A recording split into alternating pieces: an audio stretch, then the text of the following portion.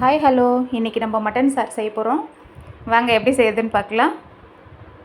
3 தக்காளி மீடியம் சைஸில்,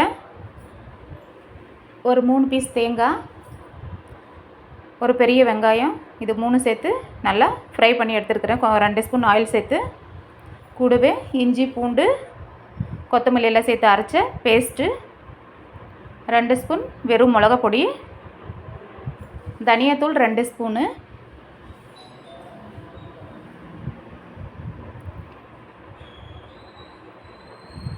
mutton masala 1 spoon,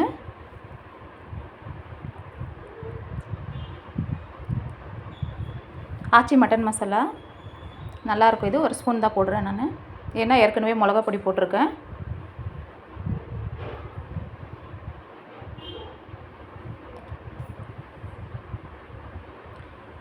mutton 1 KG வாங்கியிருக்கேன். 1 கேஜிக்கு தேவையான மசாலா அது. ஒரு பெரிய உருளைக்கிழங்கு எடுத்து 2 பீஸாக கட் பண்ணி வச்சுருக்கேன். மட்டன் க்ளீனாக கழுவியாச்சு. பாருங்கள், மட்டன் பீஸு பெருசாக இருக்கிறதுனால பெரிய உருளைக்கிழங்கு 2 பீஸாக போட்டிருக்கேன். சீக்கிரம் வெந்து குழஞ்சிரும்னிட்டு கடாய் நல்லா சூடு ஏறிடுச்சு. பாருங்கள், இப்போ நம்ம மட்டனை போட்டு நல்லா கொஞ்சம் உப்பும் சேர்த்து வதக்கிக்கலாம். கொஞ்சம் ஆயில் சேர்த்து, உங்களுக்கு எவ்வளோ ஆயில் வேணுமோ அவ்வளோ சேர்த்துக்கோங்க. இது நல்லா ஃப்ரை ஆகட்டும். கொஞ்சமாக உப்பு சேர்த்துக்கலாம்.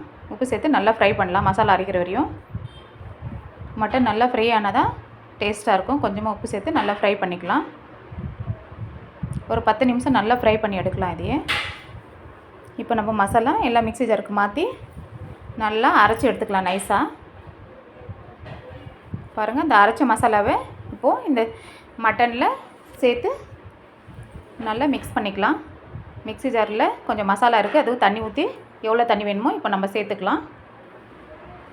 சேர்த்து நல்லா கலக்கிட்டு நம்ம ஒரு மூடி போட்டு உப்பு எவ்வளோ வேணுமோ பார்த்து சரியாக இருக்கான்னு சேர்த்துட்டு மூடி போட்டு மூடிக்கலாம்.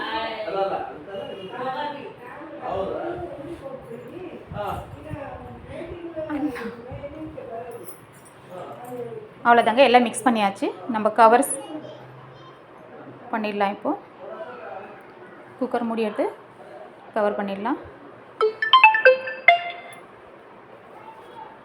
இது நல்லா ஒரு 5-6 விசில் வரட்டும்.